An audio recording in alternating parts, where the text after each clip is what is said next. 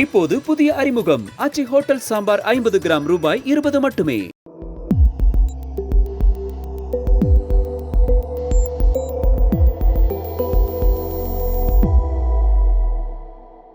தமிழ் தடம் நேயர்களுக்கு வணக்கம். நம்மோடு உரையாட ஊடகவியலாளர் திரு கேப்ரியல் இணைந்திருக்காங்க. வாங்க பேசலாம். வணக்கம். வணக்கம். தமிழ்நாட்டுல 4 முனை போட்டி, ரொம்ப பரபரப்பா அரசியல் களம் போயிட்டு இருக்கு.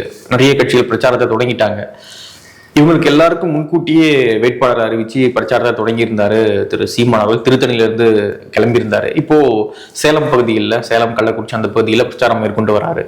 ஸோ எப்படி பாக்குறீங்க நாம் தமிழர் கட்சியினுடைய இந்த பயணம் எப்படி இருக்கு? அவங்களுக்கு சாதகமாக இருக்கா? எப்படி பாக்குறீங்க? எப்பவுமே தேர்தல்னு வரும்போது அந்த ஒரு பெர்செப்ஷனை மெயின்டைன் பண்ணணும், ஒரு பிம்பத்தை மெயின்டைன் பண்ணணும். அது ரொம்ப அவசியம். நாங்க நல்லா பலமா தான் இருக்கோம், வீரியத்தோட செயல்பட நாங்க ரெடியா தான் இருக்கோம் அப்படின்ற ஒரு தோற்றத்தை நீங்க ஏற்படுத்தணும். ஸோ அந்த வகையில என்டிகேவை பொறுத்தளவுல எப்பவுமே தேர்தல் வருதுன்னா முன்கூட்டியே அவங்க வேட்பாளர்கள் அறிவிக்கிறது, அதே மாதிரி பிரச்சாரத்துக்கு களத்துல இறங்குறதும் சீக்கிரமாவே களத்துல போய் பிரச்சாரம் பண்றது, இந்த விஷயங்களை என்டிகே பண்ணுவாங்க. அது பண்ணும்போது மக்கள் பார்க்கும்போது ஓகே, இந்த கட்சி தேர்தலை பார்த்து பயப்படல, தைரியமா தேர்தலை எதிர்கொள்றாங்க, ஸோ அக்ரஸிவான ஒரு பார்ட்டி அப்படின்ற ஒரு தோற்றம் அந்த கட்சிக்கு ஏற்படும். ஸோ அந்த வகையில சீக்கிரமா வேட்பாளர்களை அறிவிச்சு களத்துல இறங்கி கேம்பெயின் பண்றது நல்லதுதான். சீமான் அவர்கள் இப்ப நிறைய பகுதிகளில் பார்த்தோம்னா அவரு பிரச்சாரம் பண்ணிட்டு இருக்காரு. இப்ப என்டிகேவை பொறுத்தளவு நான் எப்படி பாக்குறேன்னா, என்டிகே ஒரு ஃபார்முலா வச்சிருக்காங்க. முக்கியமா இந்த தேர்தலை பொறுத்தளவு 2 ஃபார்முலா வச்சிருக்காங்க. இப்ப சீமான் அவர்கள் பேசுறதெல்லாம் வச்சு பார்க்கும்போது ஒரு 2 ஃபார்முலா இருக்கிற மாதிரி தெரியுது. ஒண்ணு பார்த்தோம்னா, இப்ப ஏடிஎம்கேவும் சரி திமுகவும் சரி 2 பேரும் டிஃபரெண்ட் கிடையாது, 2 பேருமே ஒண்ணுதான். ஏடிஎம்கேவுக்கு மாற்று டிஎம்கே, டிஎம்கேவுக்கு மாற்று ஏடிஎம்கேன்னு பாக்குறது ரொம்ப தவறு. ஏன்னா 2 பேருக்கும் பெரிய வித்தியாசமே கிடையாது. 2 பேருக்குமே அண்டர் கிரவுண்ட் டீலிங் இருக்கு அப்படின்றதுதான் சீமான் அவர்களோட ஆர்கியூமெண்டா இருக்கு. ஸோ அவர் பேசும்போது என்ன சொல்றாரு, திமுகவோட முக்கியமான அமைச்சர்கள் போட்டியிடக்கூடிய தொகுதிகள்ல அதிமுக நிக்காம பாஜகவுக்கு அந்த தொகுதிகளை கொடுக்குறாங்க. சோ பாஜக வேட்பாளர்கள் நிக்கிறாங்க. இது காட்டக்கூடிய விஷயம் என்னன்னா, ஒரு விதமான ஒரு அண்டர்ஸ்டாண்டிங் 2 பேருக்கும் இருக்கு அப்படின்ற விஷயத்த சீமான் அவர்கள் சொல்றாரு. ஏன்னா இப்ப பாஜக வேட்பாளர் நிக்கிறாங்கனாலே திமுகனால ஈஸியா அந்த வாக்குகளை போல்ரைஸ் பண்ண முடியும். மதவாத சக்தி, பாசிச பாஜக, ஏன்னா அதுதானே திமுகவோட அரசியல். சோ இதை சொல்லி ஈஸியா ஒண்ணு வாக்குகளை திமுகவால போல்ரைஸ் பண்ண முடியும். 2வது, திமுக கூடிய முக்கிய தலைவர்கள் போட்டிடுறாங்கன்னா அவங்க பலம் பொருந்தியவர்களா இருப்பாங்க. சோ அவங்களை எதிர்கொள்ளணும்னா என்டிஏல இருக்கக்கூடிய மிகப்பெரிய கட்சியான அதிமுக கூடிய முக்கியஸ்தர்கள் போட்டி போட்டாதான் அவங்களோட மோத முடியும். ஏன்னா பாஜகவுக்கு ஸ்ட்ரைக் ரேட் கம்மி, 21 நம்ம பார்த்தோம். அதிமுகவை விட ஸ்ட்ரைக் ரேட் கம்மி. அந்த வகையில முக்கிய திமுக தலைவர்களை எதிர்கொள்ளும் போது அதிமுக முக்கியஸ்தர்கள் இறங்குறது தான் கரெக்டா இருக்கும். பட் அந்த விஷயத்த பண்ணாம பாஜக காரங்களை இறக்கி விட்டுட்டு அதிமுக ரிவர்ஸ் போறாங்க. சோ இதை வச்சு சீமான் அவர்கள் அப்ப ஏதோ ஒரு அண்டர்ஸ்டாண்டிங் இருக்கு அப்படின்ற விஷயத்த சொல்றாரு. அது போக வேற சில விஷயங்களும் சொல்றாரு. மது ஆலைகள், குறிப்பா அதிமுக ஆதரவாளர்கள் நடத்தக்கூடிய மது ஆலைகளும் பார்த்தோம்னா அங்கிருந்து வரக்கூடிய மதுபானங்களை அரசு வாங்குறாங்க அப்படின்ற விஷயத்த சொல்றாரு. இதே விஷயம் அதிமுக அதிகாரத்தில் இருக்கும் போதும் நடந்தது. திமுக ஆதரவு ஆட்கள் நடத்தக்கூடிய மது ஆலைகள்ல இருந்து மதுபானங்களை வாங்கினாங்க அப்படின்ற விஷயத்த சீமான் அவர்கள் சொல்றாரு. நம்ம இன்னும் வேற நிறைய விஷயங்களும் சொல்லலாம். ஸ்டாலின் அவர்கள் எதிர்கட்சி தலைவராக இருக்கும்போது தேர்தலுக்கு முன்னாடி சொன்ன முக்கியமான விஷயம் என்னன்னா, அதிமுக முக்கியஸ்தர்கள் நிறைய பேரை நாங்க அரெஸ்ட் பண்ணுவோம் பவருக்கு வந்தா, ஏன்னா அந்த அளவுக்கு எல்லாம் ஊழல்வாதிகளா இருக்காங்க அப்படின்ற விஷயங்கள்லாம் பேசினாங்க. இன்னைக்கு அதெல்லாம் எதுவும் நடக்கல. அதிமுக முக்கியஸ்தர்கள் நிறைய பேர் இன்னைக்கு திமுக இருக்காங்க. செந்தில் பாலாஜி, ஓபிஎஸ் எல்லாம் இருக்காங்க. சோ அந்த வகையில பார்த்தோம்னா ஏதோ ஒரு அண்டர்ஸ்டாண்டிங் இருக்கு அப்படின்ற விஷயத்த சீமான் அவர்கள் சொல்ல முயற்சி பண்றாரு. 2 பேரும் ஒண்ணுதான். ஆமா, ஒண்ணுதான் அப்படின்ற சொல்றாரு. சோ நீங்க திமுகவை வீழ்த்தும் நினைச்சீங்கன்னா அதிமுகவுக்கு ஓட்டு போட்டு ஓட்டை வேஸ்ட் பண்ணாதீங்க, எனக்கு ஓட்டு போடுங்க அப்படின்றதான் அவரோட தேர்தல் பிரச்சாரத்தோட கோரா இருக்கு. 2வது, சீமானவர்கள் என்ன செய்ய முயற்சி பண்றாருன்னா, இப்ப இதுக்கு முன்னாடி தேர்தல்கள்ல மாற்று அரசியல்னு வரும்போது முக்கியமா நாம் தமிழர் கட்சி மட்டும்தான் இருந்தாங்க. நாம் தமிழர் கட்சிக்கு பெரிய போட்டி கிடையாது, ஃப்ரெஷ்ஷான ஒரு ஃபோர்ஸ் கிடையாது போட்டியா. இப்ப விஜய் உள்ள வந்திருக்காரு. விஜய் ஒரு ஸ்ட்ராங்கான ஒரு எந்த வகையில நான் ஸ்ட்ராங்னு சொல்றேன்னா, ஒரு 5-10% ஓட்டை விஜய் உடைக்கிறதுக்கான வாய்ப்பு இருக்கு. அது சாதாரண எண்ணிக்கை கிடையாது, பெரிய ஒரு நம்பர். ஸோ ஒரு டஃப் கொடுக்கறதுக்கான வாய்ப்பு இருக்கு. அப்ப ரைட்டு, திமுகவும் வேண்டாம் அதிமுகவும் வேண்டான்றது ஓகே, திராவிட கட்சிகளை ஓரம் கட்டிடுவோம். ஆனா மாற்றுன்னு வரும்போது விஜய் மாற்று கிடையாது, நான் தான் மாற்று. சோ அந்த விஷயத்தையும் சீமான் அவர்கள் கையில் எடுக்கிறார். அவர் பேசுற விஷயங்கள் எல்லாத்தையும் பாருங்களேன், ஒண்ணு இந்த ரெண்டு கட்சிகளும் டிஃபரெண்ட் கிடையாது, ரெண்டு திராவிட கட்சிகளும் ஒண்ணுதான். ரெண்டாவது, விஜய்க்கு போயிடாதீங்க, என்கிட்ட வாங்க, விஜய் அட்டாக்கையும் சீமான் அவர்கள் பண்றாரு. சோ அவர் பேசும்போதே பார்த்தோம்னா திமுக 1000ன்றாங்க, அதிமுக 2000ன்றாங்க, விஜய் 2500ன்றாரு. சோ இந்த திராவிட கட்சிகளுக்கு இவங்க எந்த வகையிலையும் மாற்று கிடையாது, உண்மையான மாற்றுனா நான் தான். இது யதார்த்தமான ஒரு விஷயம் தான் இன்னைக்கு. ஏன்னா இப்ப 4 முனை போட்டி இருக்கு. 4 முனை போட்டி இருக்கும்போது இவங்க எல்லாத்த விட வித்தியாசமான ஆள் தான் அப்படின்றத எஸ்டாப்ளிஷ் பண்ணணும், அது ரொம்ப அவசியம். அதை கரெக்டா பண்றாரு அப்படின்ற மாதிரி தான் பாக்குறேன். ரெண்டாவது, இஷ்யூ பேஸ்டா பேசும்போதும் இவங்க யாரும் டச் பண்ணாத விஷயத்த என்டிகே டச் பண்றாங்க. குறிப்பா இலவசங்கள்னு எடுத்துக்கிட்டோம்னா வேற எந்த கட்சியும் இலவசங்களை டச் பண்ணவே இல்லை. இங்க இருக்கக்கூடிய கம்யூனிஸ்டுகளா இருக்கலாம், டிவிகேவா இருக்கலாம், விசிகேவா இருக்கலாம், மிகப்பெரிய முற்போக்காளர்களா இருந்தாலும் சரி, மிகப்பெரிய பிற்போக்காளர்களா இருந்தாலும் சரி, யாரும் இலவசங்களை டச் பண்ணல. இலவசங்களை பேருக்கு டச் பண்ண கூட இவங்க யோசிக்கிறாங்க. சோ அப்படி இருக்கும்போது என்டிகே அதை எதிர்த்து பேசுறது பெரிய ஒரு பாராட்டப்பட வேண்டிய ஒரு விஷயம் தான். இன்ஃபேக்ட் என் நண்பர்கள்ட்ட நான் பேசும்போது இலவசங்கள் எல்லாம் எதிர்த்து என்டிகே பேசுறாங்க, எலெக்ஷன்ல இது பலன் தருமா? ஏன்னா இப்ப இந்த பெரிய கட்சிகள்லாம் இலவசங்களை ஆதரிச்சு பேசுறாங்கன்னா ஏதோ ஒரு வகையில இலவசங்கள் கொடுப்பதால நமக்கு வாக்கு கிடைக்கும் நம்பிக்கையில தானே பேசுறாங்க. அப்போ ஒரு கட்சி இலவசங்களை எதிர்க்கிறாங்கன்னா வாக்குகள் கம்மியாகிறது கூட வாய்ப்பு இருக்கு. பட் இருந்தாலும் வாக்கு கம்மியானாலும் சரி அதிகமானாலும் சரி, கரெக்டான விஷயம் என்ன, நியாயமான விஷயம் என்ன, இலவசங்களை கொடுத்து மக்களை ஏமாத்தக்கூடாது. ஸோ அதை அவங்க தைரியமா பேசுறாங்க, அது பெரிய விஷயம். அந்த வகையில இந்த களத்தில் இருக்கக்கூடிய வேற எந்த கட்சிகளுமே செய்யாத ஒரு விஷயத்தை என்டிகே இலவசங்களை எதிர்ப்பதன் மூலமா பண்றாங்க. அப்புறம் அதே மாதிரி டாஸ்மாக் எதிராகவும் பேசுறாங்க, மதுபானங்களுக்கு எதிராகவும் பேசுறாங்க. ஸோ இதெல்லாம் பண்றதுக்கான காரணம் என்னன்னா, ஒண்ணு திராவிட கட்சிகள் 2 பேரும் ஒண்ணு, அதுக்கு மாற்று விஜய் கிடையாது, நாங்க தான். மூணாவது, இவங்க மூணுமே பேசாத விஷயங்களை நாங்க பேசுறோம். சோ அப்பதானே நீங்க யூனிக்கா நிப்பீங்க.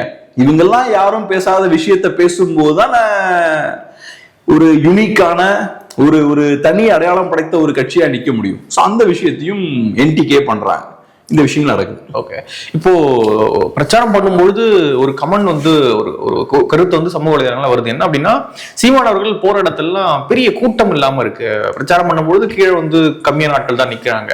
இதுவே விஜய் வந்தாலும் மற்ற அரசியல் கட்சி தலைவர்கள் வந்தாலும் நிறைய கூட்டம் வருது. அப்போ இந்த எலெக்ஷன்ல சீமான் அவர்களுக்கு ஒரு சர்க்கிள் இருக்கு அப்படின்ற மாதிரியான கமெண்ட்ஸ் எல்லாம் வருது. சோ எப்படி பாக்குறீங்க? இப்ப டிவிகேவுக்கு வரக்கூடிய கூட்டம், திமுகவுக்கு வரக்கூடிய கூட்டம், அதிமுகவுக்கு வரக்கூடிய கூட்டம், அதெல்லாம் டிஃப்ரெண்டான கூட்டம். இப்ப டிவிகே எடுத்துக்கிட்டீங்கன்னா விஜயை தெரியாத ஆளே இருக்க மாட்டாங்க. இப்ப விஜய் நம்ம சைதாப்பேட்ல இருக்கோம், அவரோட வண்டியில வராருன்னு வச்சுப்போம், இங்க இருக்கிற எல்லாருமே போய் பார்ப்பாங்க. ஏன்னா விஜய்க்கு பெரிய ரசிகர் பட்டாளம் உண்டு.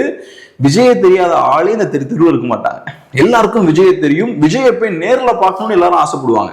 இவங்க எல்லாரும் விஜய்க்கு ஓட் போடுவாங்கன்னு கேட்டீங்கன்னா பெரிய ஒரு சந்தேகம் தான். ஆனா விஜயை நேர்ல நம்ம பார்க்கணும்னு எல்லாம் யோசிப்பாங்க. அதனால அந்த கூட்டம் பார்த்தா வரும். சோ இது அரசியல் மயப்பட்ட கூட்டமா, அரசியல் மாற்றத்துக்காக வரக்கூடிய கூட்டமாலாம் கேட்டீங்கன்னா அதெல்லாம் கிடையாது. ஆனா விஜய் அப்படின்ற ஒரு நடிகருக்காக வரக்கூடிய கூட்டம். சோ விஜய் அவரோட ஸ்டார் பவரை யூஸ் பண்ணி கூட்டத்தை திரட்டுறார். இது விஜய். ரெண்டாவது, திராவிட கட்சிகளா இருக்கலாம், மற்ற கட்சிகள்லாம் இருக்காங்கல்ல, அவங்க எப்படி கூட்டத்தை கூட்டுவாங்கன்னா, இந்த மாதிரி கேம்பெயின் வருதுன்னா ஒவ்வொரு நாளும் நிறைய பாயிண்ட் பிக்ஸ் பண்ணுவாங்க. இப்போ ஒரு தலைவர் இருக்காரு, ஒரு ஊருக்கு வராருன்னா ஒரு 10-12 பாயிண்ட்ல நிப்பாரு. அவர் ஒரு பாயிண்ட்ல நிக்கிறாருன்னா ஒரு 200 பேர் அங்க வந்து நிக்கணும். அதுக்கு ஒரு சிஸ்டம் வச்சிருப்பாங்க. வந்தாங்கன்னா எடுத்துன்னு ஆர்த்தி எடுப்பாங்க, அப்புறம் அவரு கொஞ்சம் அந்த தட்டுல கொஞ்சம் பணத்தை வைப்பாரு. இந்த மாதிரி ஒரு சிஸ்டம் வச்சிருப்பாங்க, ஒரு முறைப்படி பண்ணுவாங்க. அதுக்கு ஒவ்வொரு பாயிண்ட்டுக்கும் ஒரு ரேட் பிக்ஸ் பண்ணுவாங்க. இந்த பாயிண்ட்ல இந்த மாதிரி ஒரு 200 பேர் வராங்கன்னா ஒரு 4-5 லட்சம் ரூபா அவங்க செலவழிப்பாங்க. மேபி 4-5 அதிகமா இருக்குன்னு நினைக்கிறேன். பட் ஏதோ கொஞ்சம் அமௌண்ட் வந்து பிக்ஸ் பண்ணுவாங்க. அதுக்கெல்லாம் ஒரு ரேட் உண்டு. ஸோ ஒவ்வொரு நாளும் அதுக்கு தேவையான பணத்தை வந்து அவங்க உள்ள இறக்குவாங்க. ஸோ திராவிட கட்சிகளும் மற்ற ட்ரெடிஷனல் பார்ட்டிஸ்லாம் இருக்குல்ல, அவங்க கூட்டத்தை திரட்டுறாங்கன்னா அந்த மாதிரி திரட்டுறாங்க. ஸோ இந்த கட்சிகளோட நம்ம என்டிகேவை பொருத்தி பார்க்க முடியாது. ஏன்னா என்டிகேவை பொறுத்தளவுல விஜய்க்கு இருக்கிற மாதிரியான அந்த ஒரு ஸ்டார் பவர் என்டிகேவுக்கு கிடையாது. அதே மாதிரி இங்க இருக்கக்கூடிய மற்ற கட்சிகளுக்கு இருக்கிற மாதிரியான மணி பவர் அதுவும் என்டிகேவுக்கு கிடையாது. என்டிகேவுக்கு இருக்கக்கூடிய ஸ்ட்ரென்த் என்னன்னா அவங்களோட தொண்டர்கள் தான். இப்போ ஒரு பெரிய மாநாடு நடத்துறாங்கன்னா கட்சிக்காக உயிரை கொடுக்கறதுக்கு ரெடியா நிறைய பேர் இருப்பாங்க. தமிழ் தேசியம்னா அதுதான் என் உயிர் அப்படின்ற மாதிரி வெறித்தமா ஆட்கள் என்டிகேவுக்கு இருப்பாங்க. ஸோ அவங்க எல்லாருமே ஒரு மாநாடுனா திரண்டங்க வந்துருவாங்க. ஆனா ஒரு கேம்பெயின் வண்டியில போகும்போது என்னன்னா ரோட்ல உங்களை பாக்குறவங்க தான். ஏன்னா அடுத்து உங்க ஊருக்கும் வருவாங்க. ஸோ நீங்க அங்கிருந்து எல்லாரும் திரண்டு இங்க வரணும்னு அவசியம் கிடையாது, உங்க ஊருக்கும் வருவாங்க. ஸோ அப்படி இருக்கும்போது விஜயால விஜய் காட்டுற கூட்டத்தையோ அதிமுக காட்டுற கூட்டத்தையோ என்டிகேவால இங்க காட்ட முடியாது, ரோட்ல காட்ட முடியாது. ஆனா ஓட்டா வரும்ன்றீங்க. ஓட்டா உங்களுக்கு இருக்கிற ஓட்டு கண்டிப்பா வரதான் செய்யும். எனக்கு தெரிஞ்சு ஒரு மேபி ஒரு 2 டிஜிட் வரைக்கும் போறதுக்கு வாய்ப்பு இருக்குன்னு நினைக்கிறேன். 2 டிஜிட்னா 10 2 டிஜிட் 99 2 டிஜிட் தான்றீங்களா? அப்ப 10 99 கேக்குறீங்களா? ஒரு 2 டிஜிட் டச் பண்ண வாய்ப்பு இருக்குன்னு நினைக்கிறேன். பண்ணா நல்ல ஒரு குரோத்தா இருக்கும். இப்ப என்னன்னா போட்டி அதிகம். இதுக்கு முன்னாடி இருந்த தேர்தல் மாதிரி கிடையாது, இந்த தேர்தலில் போட்டி அதிகம். திமுக எதிர்ப்பு வாக்குகளை குறி வைக்கிறதுக்கு நிறைய கட்சிகள் இருக்காங்க. புதுசா டிவிக்கே உள்ள வராங்க. ஸோ அவங்க உங்க மார்க்கெட்டை தான் அவங்க குறி வைக்கிறாங்க. பிஜேபி, அதிமுக, என்டிகே எல்லாருமே திமுக எதிர்ப்பு வாக்குகளை தான் குறி வச்சுட்டு இருக்காங்க. ஸோ அந்த வகையில இப்ப புதுசா டிவிக்கேவும் உள்ள வந்திருக்காங்க. அது போக என்டிகேவுக்கு இருக்கக்கூடிய இன்னொரு சவால் என்னன்னா அதிமுக கூட்டணியும் பலம் பெற்றிருக்கு. இப்ப பாஜக உள்ள சேர்ந்தாச்சு, வாசன் வந்துட்டாரு, டிடிவி வந்துட்டாரு, பாஜகவும் உள்ள வந்துட்டாங்க. சோ இது பலவீனமான ஒரு கூட்டணின்னு சொல்ல முடியாது. 24ல அதிமுக கூட்டணி பலவீனமா இருந்தது. 24ல அதிமுக கூட்டணி பலவீனமா இருந்ததுனால அதிமுக ஆதரவாளர்கள் என்ன யோசிச்சாங்கன்னா, நிறைய பேர் யோசிச்சிருக்கலாம், நம்ம கொஞ்சம் ரிஸ்க் எடுக்கலாம், எப்படியும் அதிமுக தோக்க தான் போறாங்க, புதுசா இன்னொரு கட்சிக்கு வாய்ப்பு கொடுப்போமே, அந்த மாதிரியான காலகட்டத்தில் ரிஸ்க் எடுப்பாங்க. ஆனா இந்த எலெக்ஷனை பொறுத்தளவுல அதிமுக பலம் பெறுறதை நம்ம பார்க்க முடியுது. ஸோ அப்ப திமுக வர்சஸ் ஏடிஎம்கே அப்படின்ற அந்த நரேட்டிவ் செட் ஆகுது. போன தடவை அது உடஞ்சு போச்சு. போன தடவை பாஜக தனியா நின்னாங்க, அப்ப நரேட்டிவும் மாறிடுச்சு. பாஜக வர்சஸ் திமுகன்னு திமுக அதை மாத்துறாங்க. இப்ப அந்த நரேட்டிவ் வந்து ஸ்ட்ராங்கா இருக்கு. ஆனா இப்பயும் மாத்த ட்ரை பண்றாங்க. ஏதாச்சும் விஜய் வச்சா தமிழ்நாடு வர்சஸ் என்டிஏ அப்படின்னு ஒரு கேம்பெயின் பண்றாங்க திமுக. ஆனா அப்படி பண்ணா கூட என்னன்னா ஓட்டு போல்ரைஸா இங்கதானே வரும். 24ல நீங்க பாஜக வர்சஸ் திமுகன்னு நரேட்டிவ செட் பண்றீங்கன்னா அதிமுக வாக்குகள் உடைந்து பாஜக பக்கம் போயிரும்ல. அதனால இந்த எலெக்ஷன்ல பாஜக எதிர்ப்பு பேசுனீங்கன்னா, பெருசா பேசுனீங்கன்னா அந்த ஓட்டு இங்கதான் போகும். சோ இந்த எலெக்ஷன்ல உங்களுக்கு ஒரே ஆப்ஷன் என்னன்னா, போன தடவை பாஜக வச்ச இடத்துல இந்த தடவை டிவிகே வைக்கணும். டிவிகே வர்சஸ் டிஎம்கே தேவையில்லாம டிவிகே போட்டு இழுத்து வச்சு சண்டை போடணும். போட்டாச்சுன்னா மக்கள் பார்ப்பாங்க, ரைட்டு டிஎம்கேவுக்கு தாவேக்காவை பார்த்தா பெரிய ஒரு பயம் இருக்கு போல, நிறைய பேர் இப்படி பேசிட்டு இருக்காங்கல்ல. டிஎம்கே ஆடி போயிருக்காங்க தாவேக்காவை பார்த்து, தாவேக்கா கிட்ட அவ்வளவு பெரிய சக்தி இருக்கு அப்படி இப்படின்னு பேசிட்டு அப்புறம் ரிசல்ட் வரும்போது தெரியும் கரெக்டா அதிமுக ஓட்ஸ் அவங்க உடச்சு எடுத்திருப்பாங்க. 24ல தான் நடந்தது. பாஜக வாங்கின ஓட்ஸ் அப்படியே அதிமுக ஓட்ஸ். ஸோ அதிமுக ஓட்ஸ் பார்த்தோன்னா அப்படியே ஸ்பிளிட் ஆச்சு. ஸோ இந்த எலெக்ஷன்ல அது நடக்காது. அது நடக்காதுன்ற போது மக்கள் ரிஸ்க் எடுக்க மாட்டாங்க. சோ நம்ம திமுகவை வீழ்த்துவதற்கான ஒரு வாய்ப்பு இருக்கு, அதிமுகவுக்கு ஓட்டு போட்டா திமுகவை நம்ம தோக்கடிக்க முடியும்னு மக்கள் பார்ப்பாங்க. சோ அப்ப ஓட்ஸ் வந்து 24ல செதறின மாதிரி இந்த தடவை செதறாது. அந்த ஒரு சிக்கல் என்டிகேவுக்கு இருக்கு. பட் அதையும் தாண்டி ஒரு 8ல இருந்து ஒரு 12% வச்சுப்போமே, அதுக்கான சான்ஸ் இருக்கு அப்படின்ற மாதிரி தான் நான் பாக்குறேன். பார்ப்போம். இன்னொரு பக்கம் என்டிகே கூட்டணி இல்லாம தான் பயணிக்கிறாங்க. ஸோ கூட்டணி வைப்பதற்கான ஒரு பேசுபொருளும் ஏற்பட்டுச்சு. வேல்முருகன் அவர்களோடு சீமான் அவர்கள் கூட்டணி அமைப்பாரு அப்படின்ற மாதிரி பேசுபொருள். ஆனா 2 பேருமே அதை இப்போதைக்கு கிடையாது அப்படின்றத மறுத்திருக்காங்க. ஏன்னா 234 தொகுதியிலையும் கேண்டிடேட்டை போட்டு பிரச்சாரத்தை தொடங்கி சீமானவர்கள் போயிட்டு இருக்கும்பொழுது இப்போ கூட்டணிலாம் சரி வராது அப்படின்ற மாதிரி சொல்லியிருக்காங்க. 2 தலைவர்களும் சொல்லியிருக்காங்க, வேல்முருகன் அவர்களும் சீமான் அவர்களும். ஆனா ஃபியூச்சர்ல அதுக்கான வாய்ப்புகள் ஏற்படலாம் அப்படின்னு 2 பேருமே சொல்றாங்க. ஸோ சீமான் அவர்களும் வேல்முருகன் அவர்களும் கூட்டணி சேருவதற்கான வாய்ப்புகள் இருக்குமா ஃபியூச்சர்ல தான் கேட்கிறேன். அதான் நீங்க சொன்ன மாதிரி இந்த எலெக்ஷன்ல அவங்க தெளிவுபடுத்திட்டாங்க கூட்டணி இருக்காது அப்படின்ற விஷயத்த. ஏன்னா வேட்பாளர்கள் அறிவிச்சதுக்கு அப்புறம் ரிவர்ஸ் பண்ணா நல்லா இருக்காது. ஒரு முடிவெடுத்தாச்சுன்னா சாலிடா அந்த முடிவின்படி செயல்படுறது கரெக்டா இருக்கும். ஸோ அந்த வகையில இந்த எலெக்ஷன்ல கூட்டணி இருக்காது. வரக்கூடிய நாட்கள்ல கூட்டணி இருக்குமான்னா எனக்கு தெரியல. மேபி இருக்கலாம், மேபி இல்லாமல் இருக்கலாம். பட் என்ன கேட்டீங்கன்னா இல்லாம இருக்கிறது நல்லது நான் நினைக்கிறேன். இப்ப வரக்கூடிய நாட்கள்ல கூட்டணி எல்லாம் எப்படி இருக்கணும்ன்றத நம்ம இன்னைக்கே தீர்மானிக்க முடியாது. பட் இன்னைக்கு இருக்கக்கூடிய விஷயங்களை வச்சு பார்க்கும்போது தமிழக வாழ்வுரிமை கட்சியோட என்டிகே போறது கரெக்டா இருக்காது அப்படின்றது என்னோட பார்வை. ஏன்னா தமிழக வாழ்வுரிமை கட்சியை பொறுத்தளவுல அவங்க திமுகவோட பயணம் பண்ணியிருக்காங்க. ஸோ இப்ப திமுகவோட பயணம் பண்றாங்கனாலே அது வேற விதமான ஒரு அரசியல். இப்ப இப்ப வந்து தமிழக வாழ்வுரிமை கட்சி திமுகவோட கூட்டணி வச்சாங்கன்றதுக்காகவே என்டிகே அவங்களோட கூட்டணி வைக்க கூடாதுன்னு சொல்றது தவறாதான் இருக்கும். நான் அந்த ஆங்கிள் இருந்து மட்டுமே நான் பார்க்கல. டெக்னிக்கலா பார்த்தா அதுல ஒன்றும் தப்பு கிடையாது. நேத்து தவறான ஒரு ஸ்டாண்ட் எடுத்தாங்க, இன்னைக்கு கரெக்டான ஒரு ஸ்டாண்ட் எடுக்கிறாங்கன்னா அப்கோர்ஸ் நீங்க அவங்களோட கூட்டணி வைக்கலாம். பட் நான் என்ன ஆங்கிள் இருந்து நான் சொல்றேன்னா, இப்ப இந்த பெரிய திராவிட கட்சிகளோட நீங்க கூட்டணி வைக்கிறீங்கன்னா ஒரு வகையில அவங்க உங்க கட்சியையும் சரி உங்க தொண்டர்களையும் சரி அவங்க கரப்ட் பண்ணிடுவாங்க. அவங்க எப்படி பணத்தை மையமா வச்சு அரசியல் பண்றாங்களோ அதே மாதிரி நீங்களும் பண்ண ஆரம்பிச்சிருவீங்க. அதனாலதான் ஒரு காலத்துல மக்கள் அரசியல் பண்ணிட்டு இருந்த கம்யூனிஸ்டுகளுக்கு இன்னைக்கு திமுக டொனேஷன் தேவைப்படுது, கோடிக்கணக்கில் தேவைப்படுது. அந்த பணம் வந்தாதான் இன்னைக்கு அவங்களால வேலை பார்க்க முடியுது. ஸோ அப்ப நீங்க அவங்களோட சேர்ந்து பயணிக்கும் போது ஏறக்குறைய அவங்களோட ஸ்டைல்லே நீங்க எலெக்ஷனை கண்டெஸ்ட் பண்ண ஆரம்பிக்கிறீங்க. ஒன்ஸ் பணம் உள்ள போனாதான் வேலை நடக்கும்னு ஆகி போயாச்சுன்னா அதுக்கப்புறம் பணம் இல்லைன்னா வேலை நடக்காது.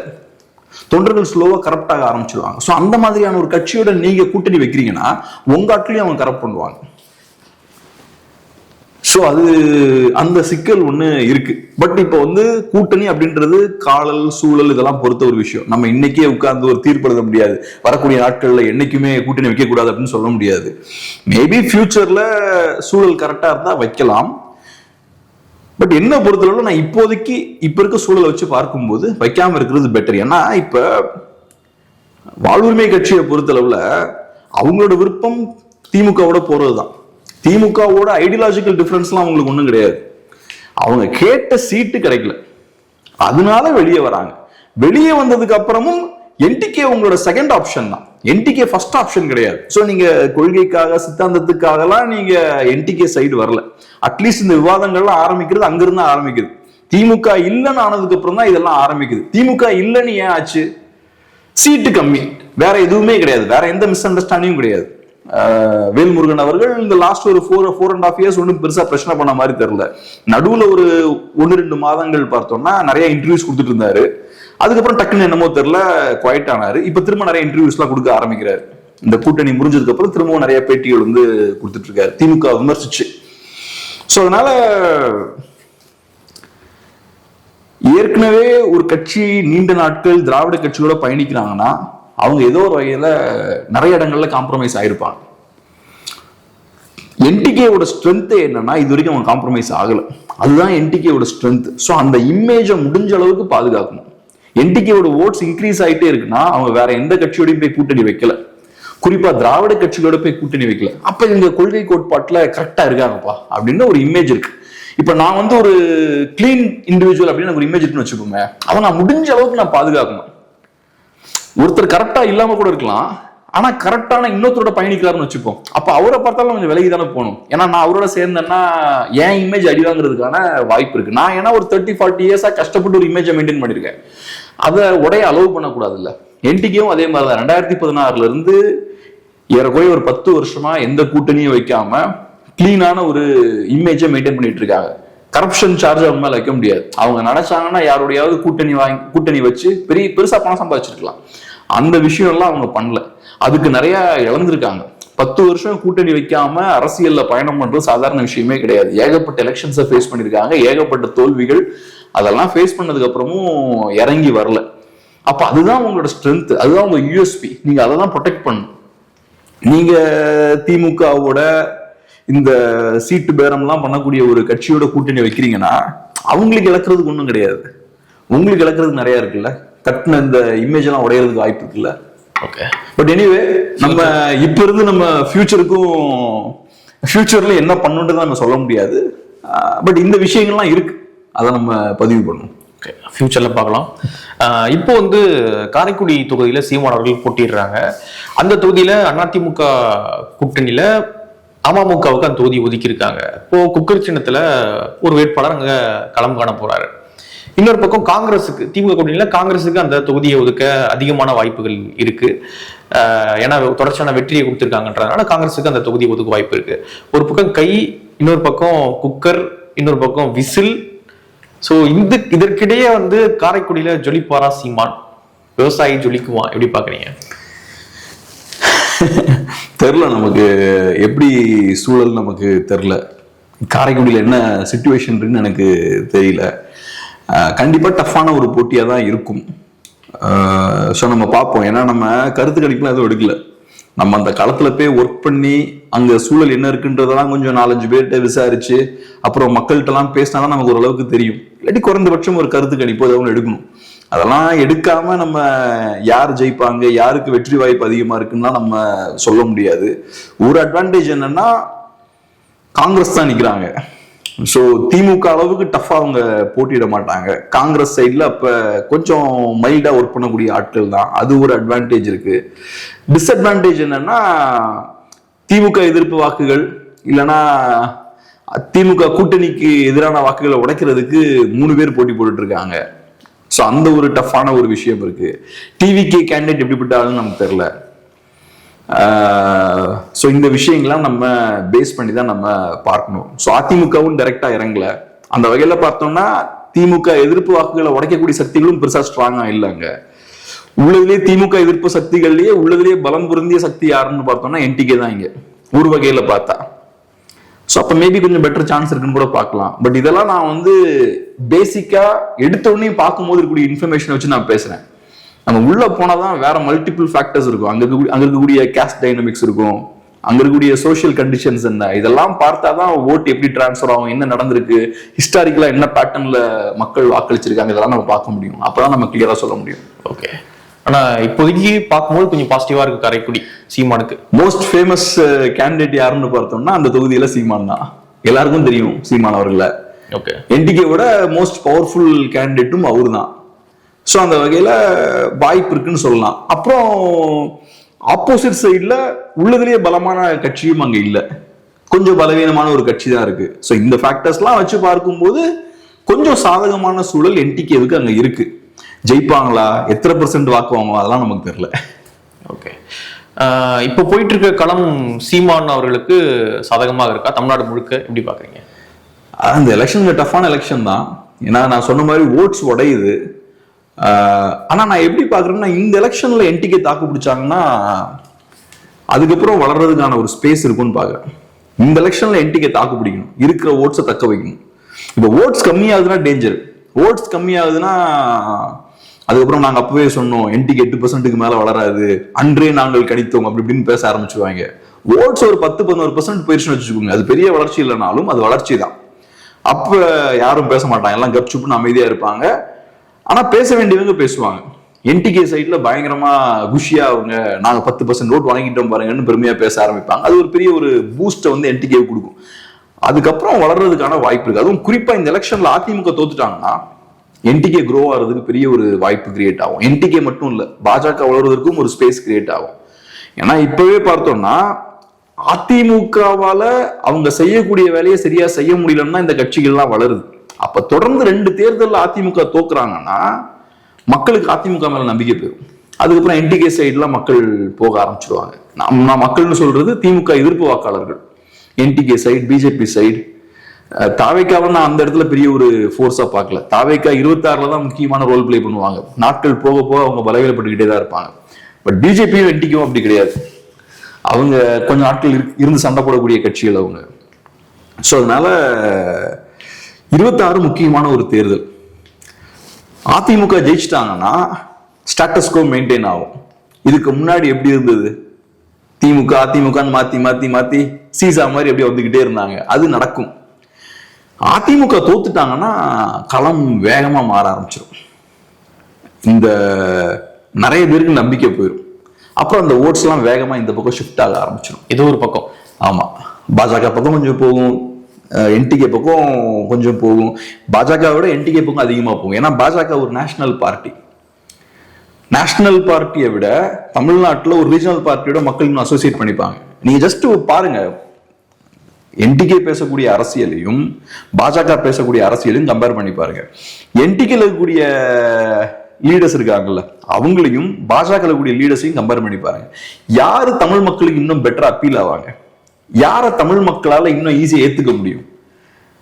என்டிகே காரங்க பேசுற மொழி, அவங்க பேசக்கூடிய அரசியல், அது ஈஸியா தமிழ் மக்களோட கனெக்ட் ஆகும். ஏன்னா இந்த மக்களுக்காக உருவாக்கப்பட்ட ஐடியாஸ் அதெல்லாம். ஆனா பாஜகவோடது வந்து அங்க இருக்கக்கூடிய ஐடியாலஜியை நீங்க இங்க திணிக்கணும் மக்கள் கிட்ட. இங்க திணிக்க வேண்டிய அவசியம்லாம் இல்லை. இது இங்கிருந்து உருவான ஒரு கான்செப்ட் தான். ஸோ அதனால தமிழ் தேசியத்தை உள்வாங்கிறது தமிழர்களுக்கு ஈஸி.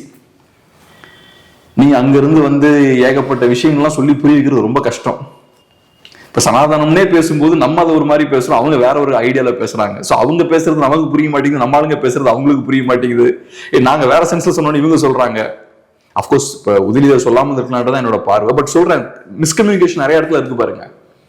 சோ தமிழர்களால நடத்தப்படக்கூடிய கட்சி தமிழர்களுக்கான ஒரு கட்சின்னு வரும்போது மக்களால இன்னும் ஈஸியா உள்வாங்கிக்க முடியாது. ஓகே, பார்க்கலாம் ரிசல்ட் என்ன வருது அப்படின்னு. நிறைய விஷயங்கள் நம்மளோட பகிர்ந்துக்கிட்டீங்க. நன்றி. நன்றி.